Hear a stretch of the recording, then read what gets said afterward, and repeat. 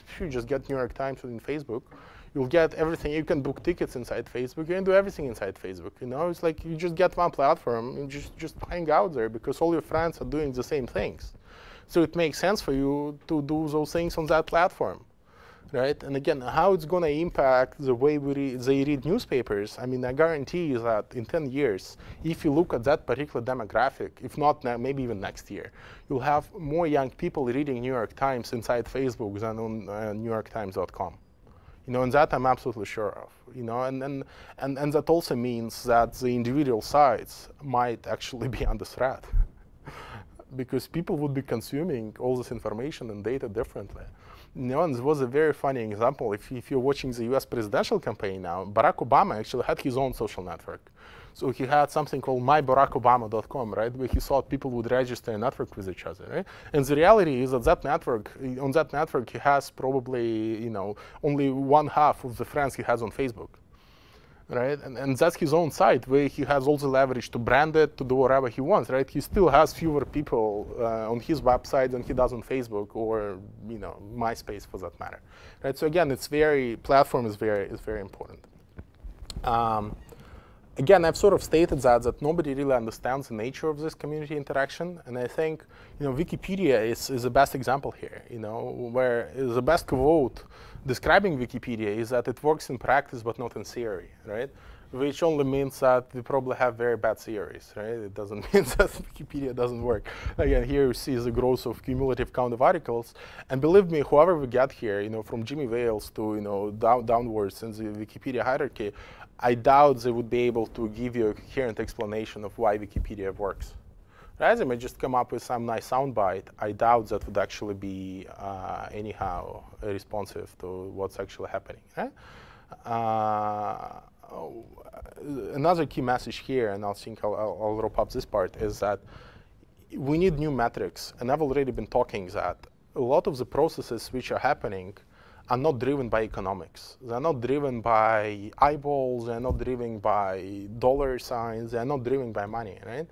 And it means that in order to build successful projects in this environment, we need other types of metrics. We need to move away from this purely monetary, you know, how many people saw my website and what they did on my website, that kind of stuff, to a better metric system.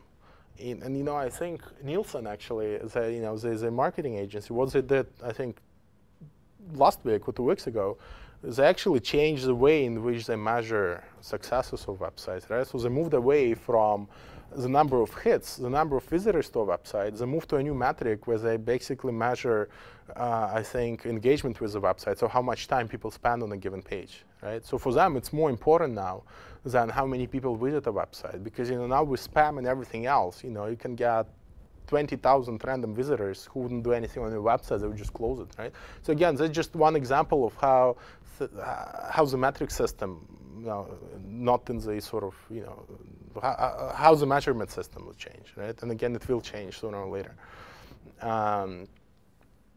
Okay, so moving on to the practical stuff. You know, I work in new media, right? So that's sort of, for me, that's the most obvious place to look at and search for innovations and see how those innovations, particularly those which involve community, can be applied to professional media, right? So I'm not saying that's the only place to look at. I'm sure there are many others. It's just that that's my background. So, you know, you should understand that up front, right? And I try to single out ways in which communities can help innovate, sort of in 3 major categories. So community can help you build new products. Community can help you change old products, and community can help you adjust strategy. Right? It might seem sort of too theoretical, but we'll now get to practice. So in building new products, again, you know, I'll show examples of which you don't need to remember. You know, again, I think it's my classification, right? It's not, it's purely empirical, right? Nothing scientific. I divide them into 3 parts, right? Community designs, community decides. Right?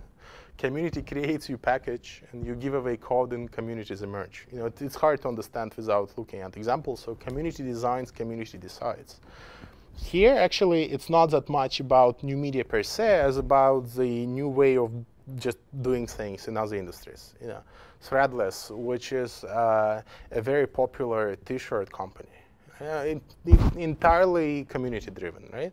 They have an active community of users who design T-shirts, right? Submit designs to the website. If the company decides to go ahead with producing the T-shirt, people get paid. Right? The designers get paid, right?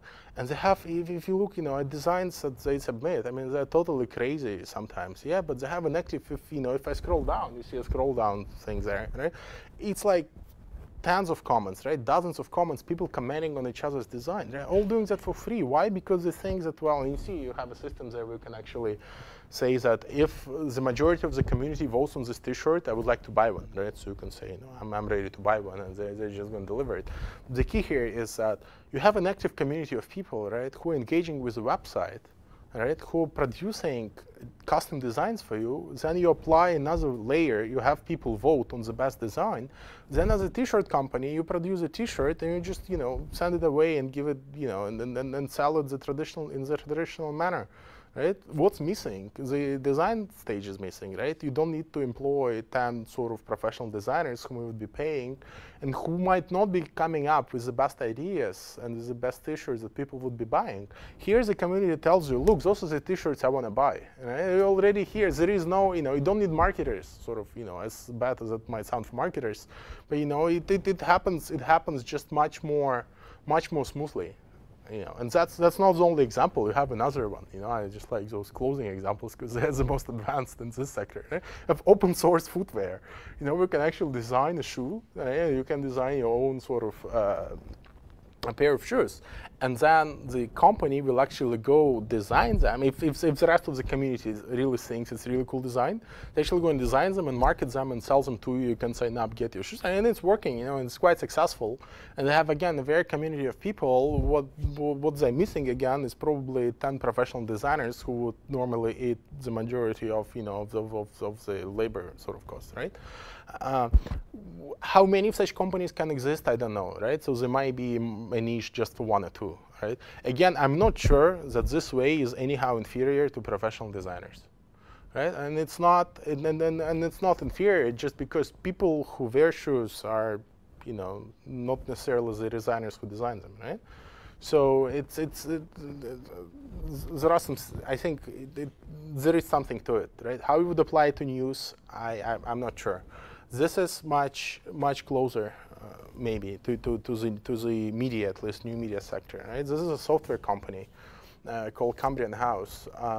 What they do, they actually have well, there is sort of a graph which shows you what's happening with their product design. But as a community member, you can pitch an idea to Cambrian House, right? And you can say, well, I think we need, one of the ideas they implemented was virtual wrap-up paper for online gifts. So now if you buy a gift, you can actually buy special virtual paper to wrap it up, right? And that was an idea which emerged as part of this sort of community, right? So somebody came up with an idea, right? They put it to the sort of overall public evaluation. You see that line, crowds tested, right? People actually liked it. People said, yeah, it's a good idea. I'm gonna do it if you really release it, right? I'm gonna buy it. They tested it. Then they again said, well, if you like it, who of you can do it for the cheapest sort of amount, for the cheapest, sort of in the cheapest manner, right? So 5 people said, okay, I'll design the code, right? Then they chose the best, the best proposal. They released it, and now it's sort of standalone business, right? And the company, of course, and the guy who designed the initial project proposal gets some share in this new company, gets some shares in this new company, right? So he's actually a part owner of